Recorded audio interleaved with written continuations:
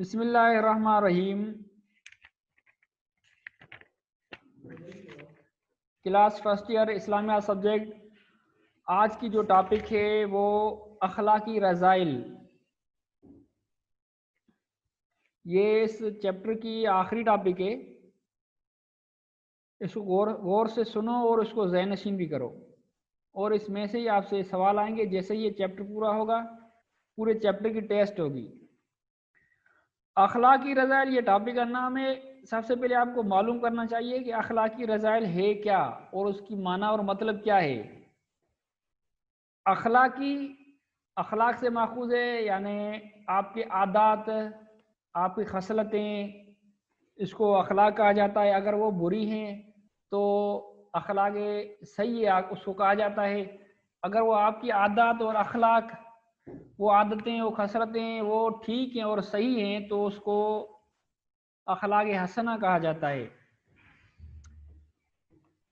اخلاق رذائل یہ اخلاق سیئہ کا دوسرا نام ہے۔ رذیلہ، رذیلہ کی جمع ہے جس کی معنی ہے برے اخلاق، یعنی آپ کی وہ عادتیں جو شرعی طریقے سے یا سماجی طریقے سے یا کسی بھی طریقے سے وہ آپ کی ٹھیک نہیں ہیں، غلط ہیں، تو اس کو اخلاق رذائل یا رذیلہ یا سیئہ اس کو بھی کہا جاتا ہے۔ اب اس ٹاپک میں وہ کچھ پوائنٹس آئیں گی جو اخلاق رذیلہ کو شو کرتی ہیں، جیسے جھوٹ، غیبت یعنی گلہ، منافقت، تکبر، حسد یا اس جیسی اور۔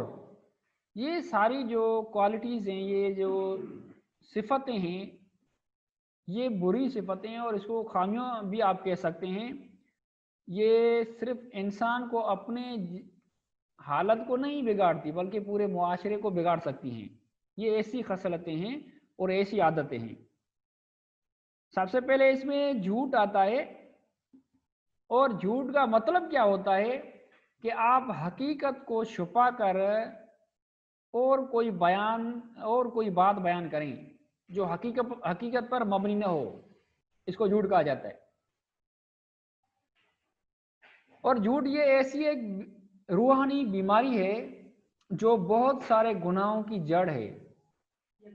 مثال کے طور پر آپ نے کسی حقیقت کو چھپا کر کوئی بات بیان کی، اب وہ لوگوں میں مشہور ہو گئی، اب لوگ اس جھوٹ کے بنیاد پر ایک دوسرے سے بات کرتے ہیں یا آپ ایک دوسرے سے لڑتے ہیں آپ کے جھوٹ کی وجہ سے۔ تو یہ سارا گناہ آپ کے گلے میں، کیونکہ آپ نے حقیقت کو چھپا کر ایسی بات بیان کی جو حقیقت نہیں تھی۔ آپ ایک مثال لیں کہ ایک شخص نے آ کر آپ کو بولا کہ فلاں بندہ آپ کو گالیاں دیتا ہے، آپ نے جھوٹ بولا۔ اب وہ آپ کے جھوٹ پر اس نے اعتبار کیا اور اس کے دل میں نفرت بڑھتی گئی، اس نے اس سے جھگڑا کیا، پھر دو گروہوں کا جھگڑا ہو گیا، قبیلوں کا جھگڑا ہو گیا۔ دیکھو جھوٹ کی وجہ سے کتنے گناہ بڑھتے جا رہے ہیں۔ آپ نے ایک جھوٹ بولا، اب وہ آپ کو آگے کہیں سے سوال کیا گیا اس کے بارے میں، آپ نے اس جھوٹ کے چھپانے کے لیے دوسرا جھوٹ بولا، پھر اس کو چھپانے کے لیے تیسرا جھوٹ بولا۔ تو یہ جھوٹ ایک ایسی روحانی بیماری ہے جو دوسرے گناہوں کی بھی جڑ ہے، تو اس لیے اس سے پرہیز کرنا انتہائی ضروری ہے۔ قرآن میں اللہ تعالیٰ فرماتا ہے قولوا قولا سدیدا، سیدھی بات کہا کرو، سچ کہا کرو، حقیقت بیان کیا کرو۔ ملاوٹ کر کے، منافقت کر کے بات بیان کرنا یہ غلط ہے۔ اور اسی طرح ان اللہ لا یہدی من هو کاذب کفار، البتہ اللہ تعالیٰ راہ نہیں دیتا، یعنی اس کو راہ نہیں دکھاتا جو جھوٹا اور حق نہ ماننے والا ہے۔ آیت نمبر 3 سورہ زمر۔ یہ جو ریفرنس آتی ہیں، آیتیں آتی ہیں، اس کو آپ انڈر لائن کرتے جانا، اور جو بھی اس میں ایسا جملہ ہو جو ایم سی بننے کی صلاحیت رکھتا ہوگا آپ اس کو انڈر لائن کرتے جانا۔ اب ایک اور حدیث بھی ہے، نبی کریم صلی اللہ علیہ وسلم سے کسی نے دریافت کیا کہ یا رسول اللہ جنت میں لے جانے والا کون سا عمل ہے؟ آپ صلی اللہ علیہ وسلم نے فرمایا سچ بولنا۔ جب بندہ سچ بولتا ہے تو نیکی کا کام کرتا ہے، اس لیے اس کے ایمان میں اضافہ ہوتا ہے۔ ایک حدیث یہ بھی انڈر لائن کریں، اور ایک اور حدیث بھی ہے اس شخص نے دریافت کیا یا رسول اللہ دوزخ میں لے جانے والا کون سا کام ہے؟ فرمایا جھوٹ بولنا. جب بندہ جھوٹ بولے گا تو گناہ کے کام کرے گا، جب گناہ کے کام کرے گا تو گویا کہ کفر کرے گا اور یہ کفر اسے جہنم میں لے جائے گا. تو اس لیے یہ حدیث انڈر لائن کریں، اس سے معلوم ہوا کہ جھوٹ اگرچہ دکھنے میں یا سننے میں ایک چھوٹی سی غلطی ہے، لیکن حقیقت میں اتنا بڑا گناہ ہے کہ ان کو جہنم کا سبب بنتا ہے. تو اس لیے جھوٹ سے آپ پرہیز کریں. اور آپ صلی اللہ علیہ وسلم نے فرمایا ان صدق ینجی، جو سچ ہوتا ہے وہ نجات دیتا ہے، والکذب یہلک، اور جو جھوٹ ہوتا ہے وہ ہلاک کرتا ہے. اب یہ نبی کے الفاظ ہیں اور اس کا تو ترجمہ آپ نے سن لیا، لیکن اس کا مفہوم یا اس پر کوئی مثال یہ ہے کہ ایک بندہ اگر کوئی جھوٹ بولتا ہے، اب وہ جھوٹ بولنے کی وجہ سے پھنس گیا، اب اور ان سے سوال کیے گئے، کورٹ میں پیش کیا گیا، پھر اور جھوٹ بڑھتے گئے، آخر کا انجام یہ ہوا کہ کہیں نہ کہیں سے وہ جھوٹ ثابت ہو گیا، اب اس کو سزا لگ گئی. تو دیکھو جھوٹ نے اس کو ہلاک کروایا. اگر یہ پہلے سے سچ بول دیتا تو یہ اس طرح اپنے آپ کو نہیں پھنساتا، کورٹ میں جانے سے، اپنے اوپر الزام لگنے سے اور باتیں بڑھنے سے بچ جاتا. تو اس لیے جھوٹ جو ہوتا ہے انسان کو ہلاک کرتا ہے، اور جو سچ ہوتا ہے وہ انسان کو نجات دیتا ہے. دوسرے نمبر پر ہے غیبت. غیبت کی ڈیفینیشن کیا ہے؟ اس کی لفظی معنی ہے پس پشت، کسی کے غائب کوئی بات کرنا. لیکن اس کا مفہوم کیا ہے غیبت کا؟ کہ ایسی کسی کی کوئی خامی یا خوبی بیان کرنا جو اس کے منہ پر اگر آپ بولو تو وہ اس کو برا لگے، اگرچہ وہ خامی اس میں موجود ہے تو وہ تو غیبت ہو گئی، لیکن اگر وہ موجود نہیں ہے تو اس کو کہتے ہیں تہمت. اب اس کا مثال لو کہ میں کسی بندے کے لیے بالفرض مثال کے طور پر کہتا ہوں، مثال یہ بندہ ہے، میں اس کے لیے کہتا ہوں کہ یہ جو ہے یہ بڑا جھوٹا ہے اور یہ برائیاں کرتا ہے، یہ کرتا ہے. اب میں نے یہ بات اس کے پس پشت بیان کی کسی اور سے، اب یہ اگر اس کے سامنے میں بات بیان کرتا تو اس کو بہت برا لگتا، تو یہ ہو گئی گلا، غیبت. لیکن اگر جو میں نے خامیاں بیان کی وہ اس میں موجود نہیں ہے تو یہ ہو گیا اتہام، تہمت، الزام، بہتان. یہ سارے سیم چیزیں ہیں، یہاں کسی پر الزام لگانا، بہتان لگانا.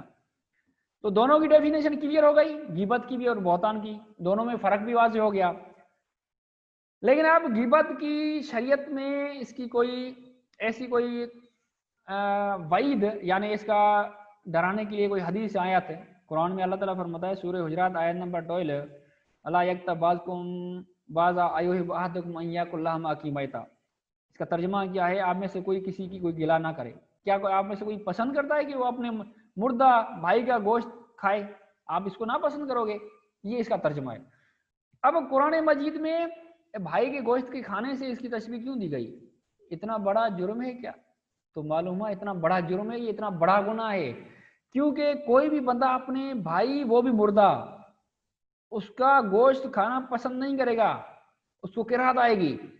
تو یہ غیبت کرنا بھی اسی طرح ہے کہ اگر کوئی کسی کی غیبت کرتا ہے اپنے بھائی کی، گویا کہ اس نے اپنے بھائی کے گوشت مردہ کو کھانا پسند کرتا ہے اس کو. یہ وجہ کیا؟ اس کو تشبیہ دینے کی وجہ کیا ہے؟ کیونکہ انسان کی جو اللہ تعالیٰ نے اس کو حق دیا ہے وہ عزت نفس ہے، اس کی اپنی سیلف ریسپیکٹ ہے، چاہے وہ غریب ہو یا امیر ہو، عزت تو ہر کے کو اپنی پیاری ہوتی ہے. اب آپ اس کی عزت والے حق کو اس کے غیر موجودگی میں تلف کرتے ہو، اس کو ضائع کرتے ہو، حالانکہ وہ موجود بھی نہیں ہے، اس کے بس میں بھی نہیں ہے وہ اپنے حق کو روکے، اس کو پتہ بھی نہیں ہے. اس لیے اس کو اتنا بڑا گناہ کیا گیا ہے. مالک کو پتہ بھی نہیں ہے کہ فلاں بندہ میری گلا کرتا ہے، اس وقت میں ادھر بیٹھا ہوں، اس کو معلوم بھی نہیں ہے، آپ اس کے حق کو طلب کرتے ہو. مقصود ہے. تو یہ اس لیے وہ ویسے حدیث میں بھی کیا ہے، الغیبت اشد من الزنا، زنا سے بھی بڑا گناہ یہ کیوں؟ اس سے بھی زیادہ سخت ہے. وہ کیوں؟ کیونکہ زنا تو دو بندوں کے میں ریلیٹڈ ہوتی ہے نا، لمیٹڈ ہوتی ہے. لیکن یہ جو آپ نے گلا کی، سارے بندوں نے وہ گلا سنی اس کی، اور اس کی برائی بڑھتی گئی، اس نے تیسرے کو بتائی، اس نے تیسرے کو بتائی اس کی برائی، اس نے تیسرے کو، تو اس بندے کی برائی تو پھیلتی گئی نا، لوگوں کا پہنچ گئی. بہت سارے لوگوں پر اس کا گناہ بڑھتا گیا. اب جب تک آپ اس سے معافی نہ لوگے, اس کو معذرت نہیں کرو گے, جس کی آپ نے برائی بیان کی, جس کی آپ نے گلا کی, تو یہ گناہ معاف نہیں ہوگا, کیونکہ آپ نے حقوق العباد کو تلف کیا, بندے کے حق کو تلف کیا, سیلف ریسپیکٹ, اس کی ذاتی جو عزت تھی اس کا حق دیا, وہ آپ نے اس کو ختم کر لیا. تو اس لیے یہ غیبت اتنا بڑا گناہ ہے. آپ اس کو چھوٹا گناہ نہ سمجھو, یہ بڑا گناہ ہے, سخت گناہ ہے. آج کل ہم معاشرے میں, اپنی مجلسے میں, اپنے گھر میں جو بھی کہیں 2 دوست بھی بیٹھے ہوتے ہیں یا 3 جتنے بیٹھے ہوتے ہیں, تو اس میں یہ گلا ہوتی ہے ضرور. اس کو آپ چھوٹا نہ سمجھیں, اس کو ہمیشہ کے لیے نکال لیں. کوئی بھی بات ایسی نہ کریں جو گلا میں شامل ہو. اگر آپ سے کوئی کسی کی گلا کرتا ہے, اس کو منع کرو کہ نو کمنٹس, کسی کے بارے میں نو کمنٹس. ہمیں ضرورت نہیں ہے کسی کی برائی سننے کی, ہمیں بتا کر کیا کرو گے, اس کو منع کرو. اور دوسرا ہے بہتان, الزام, تہمت, جو میں نے آپ کو بتایا پہلے کہ جو چیز جس میں موجود نہ ہو آپ اس پر وہ عائد کر دو. مثال, آپ کسی کے لیے کہتے ہو کہ یہ چور ہے, آپ کو کیا پتا یہ چور ہے؟ اگر چور بھی ہے تو آپ کو کس نے حکم کیا کہ آپ لوگوں میں گھومتے پھرو اور بتاؤ چور؟ اس سے مسئلہ حل تھوڑی ہوگا, یا اس کے کہنے سے وہ چوری کرنا چھوڑ دے گا. اس کا حل یہ ہے کہ آپ اس کو اپنی طرف سے بلا کرو, اخلاقی طریقے سے اصلاح کرو, اس کو سمجھاؤ, اس کی گلا غیبت نہ کرو.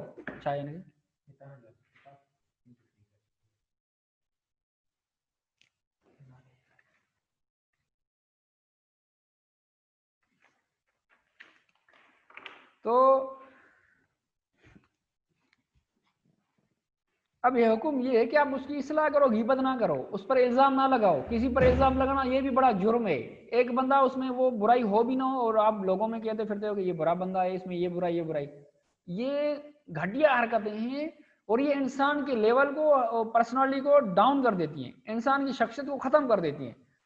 ویسے اسلامک پوائنٹ آف ویو سے تو گناہ ہے, لیکن سائنٹیفک پوائنٹ آف ویو سے بھی اس پہ تحقیق کی گئی ہے کہ جو بندہ گلا خور ہوتا ہے, غیبت خور ہوتا ہے, وہ اس کی جو شخصیت ہوتی ہے, پرسنالٹی ہوتی ہے, ڈاؤن ہو جاتی ہے. اس کا لوگوں میں لیول نہیں ہوتا, اس کو لوگ ایسے ہی بیوقوف سمجھتے ہیں. تو یہ گلا کرنا لوگوں کے لیے کمنٹ دینا چھوڑ دو. باقی 1-2 صورتوں میں جائز ہے گلا. اگر کہیں کورٹ میں آپ کو بلایا جائے کہ اس کے بارے میں آپ بیان دو, تو اس وقت آپ حقیقت بیان کر سکتے ہو کہ یہ بندہ ایسا ہے.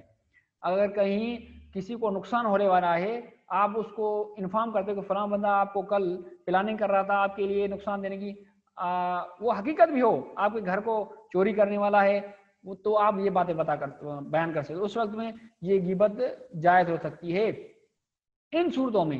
باقی غیبت جائز بالکل نہیں ہے, حرام ہے. کیونکہ ان صورتوں میں اس لیے جائز ہے کیونکہ معاشرے کا بگاڑ سے بند ہو جائے گا.